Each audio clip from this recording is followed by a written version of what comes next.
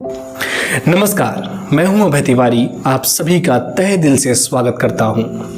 दोस्तों, आज मैं एक ऐसे विषय पर चर्चा करना चाहता हूं जो इस देश में बहुत ही महत्वपूर्ण है। विषय है स्त्री विमर्श। ये एक ऐसा देश है जहां पर स्त्री के नाम पर इस देश को हमेशा याद किया जाता है। हम हमेशा भारत को माता कहकर पुकारते हैं, ना कि पिता। लेकिन इस देश की ये विडंबना है कि जहां महिलाओं को, स्त्रियों को शिक्षा से वंचित इसलिए रखा जाता है कि वो अगर घर से बाहर निकलती हैं तो उनके घर के पुरुषों का सम्मान चला जाएगा।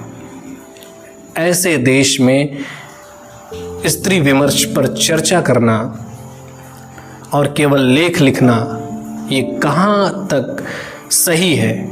अगर उसे समाज में वास्तविक रूप में अगर उतारा न जाए तो ऐसी चर्चाएं, ऐसे लेख धरे के धरे रह जाते हैं। इस देश में स्त्री को केवल सैद्धांतिक रूप से सम्मान दिया जाता है, वास्तविकता कुछ और है। देश की स्त्रियों को ये तक नहीं पता होता कि उनके क्षेत्र में जनप्रतिनिधि है कौन, हमें किसको वोट करना है, किसका चुनाव करना है।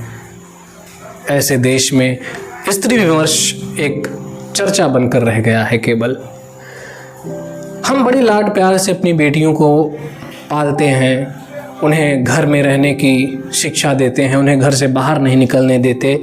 लेकिन एक समय ऐसा आता है जब हम उसे विवाह करके किसी दूसरे को सौंप दिया करते हैं।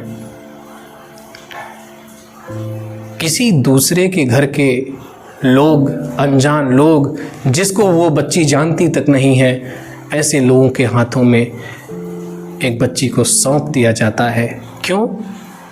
क्योंकि इस देश की परंपरा है, प्रथा है। उन्हें अपने विवाह में उनकी इच्छा कोई नहीं पूछता।